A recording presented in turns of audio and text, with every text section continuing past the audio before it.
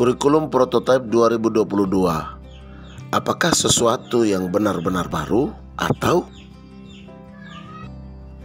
Kembali lagi bersama dengan saya, Elias Ricardus Ratu SPD.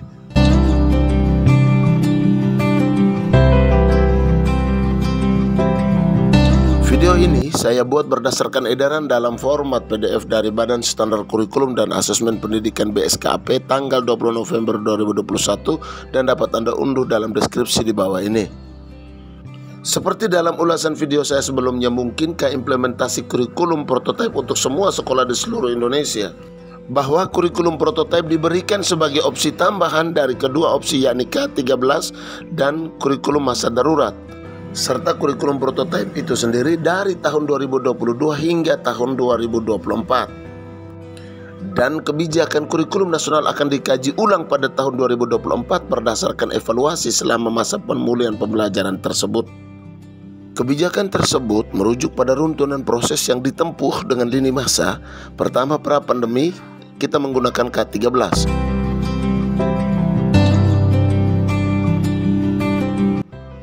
Pandemi 2020-2021 kita menggunakan K13 dan kurikulum darurat atau kurikulum 2013 yang disederhanakan. Lalu kemudian pandemi 2021-2022 kita menggunakan K13, kurikulum darurat dan kurikulum prototipe bagi sekolah penggerak. Sedangkan pada masa pemulihan di tahun 2022 hingga dengan 2024 kita menggunakan K13, kurikulum darurat dan kurikulum prototipe sebagai opsi bagi semua sekolah. Tahun 2024 adalah waktu penentuan kebijakan kurikulum nasional berdasarkan evaluasi terhadap kurikulum pada masa pemulihan pembelajaran. Proses evaluasi terhadap kurikulum 2013 yakni terkait dengan ide kurikulum, desain kurikulum, struktur kurikulum, dan isi kurikulum.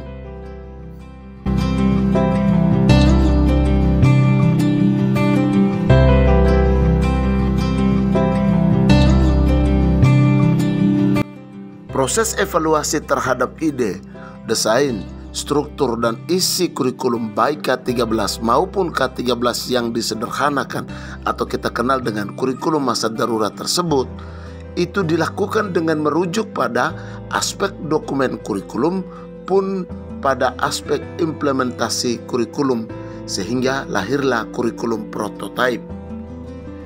Evaluasi terhadap K13 yang telah dilakukan merupakan proses pelibatan atau hasil kompilasi berbagai kajian, penelitian, dan monef yang dilakukan oleh berbagai pihak seperti Puskurjar, direktorat terkait, dan berbagai perguruan tinggi di Indonesia. Sehingga ketika muncul pertanyaan, apakah kurikulum prototipe benar-benar kurikulum terbarukan? Jawabannya adalah tidak. Namun kurikulum prototipe merupakan bentuk pengembangan dari kurikulum 2013 yang telah dievaluasi yang disesuaikan dengan kebutuhan perkembangan dunia pendidikan kita saat ini.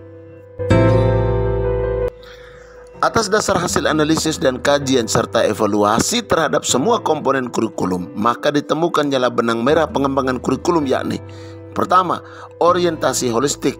Artinya untuk mengembangkan murid secara holistik, yaitu mencakup kecakapan akademis dan non-akademis, kompetensi kognitif, sosial, emosional, dan spiritual. Yang kedua, berbasis kompetensi dan bukan berbasis konten.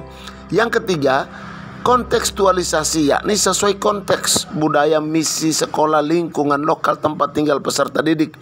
Dan yang keempat itu personalisasi. Kurikulum prototipe memiliki karakteristik mendorong pembelajaran yang sesuai dengan kemampuan siswa, serta memberikan ruang yang lebih luas pada pengembangan karakter dan kompetensi dasar dengan karakteristik pembelajaran berbasis proyek, fokus pada materi esensial, dan guru lebih fleksibel. Untuk mencapai tujuan kurikulum, maka pembelajaran berbasis proyek yang diusung merupakan model pembelajaran yang ideal. Kemendikbudristek kemudian menyediakan 7 tema utama yang perlu dikembangkan menjadi modul dengan tujuan dan topik yang lebih spesifik.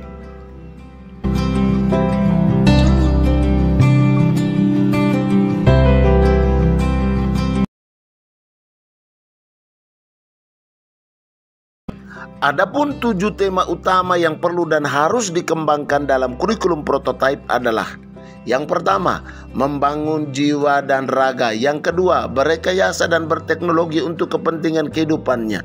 3, berbineka tunggal ika. 4, gaya hidup berkelanjutan. 5, kearifan lokal. 6, kewirausahaan. Dan 7, suara demokrasi. Project Based Learning sebagai model pembelajaran yang ideal untuk dijalankan oleh guru di lapangan karena diyakini dapat mengembangkan karakter antara lain, memberikan kesempatan untuk belajar melalui pengalaman, mengintegrasikan kompetensi esensial yang dipelajari peserta didik dari berbagai disiplin ilmu, dan yang berikutnya adalah struktur belajar yang lebih fleksibel.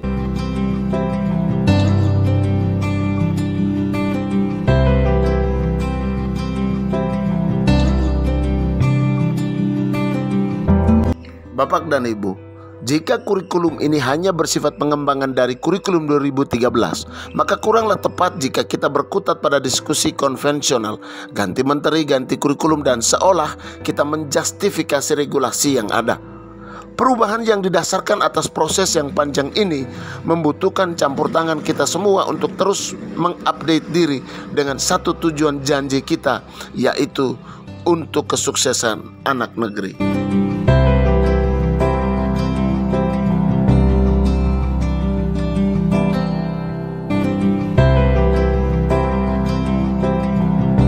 Saatnya kita bangkit dan mengembangkan diri, karena di dalam diri guru yang berkompetensi akan lahir generasi emas bangsa Indonesia.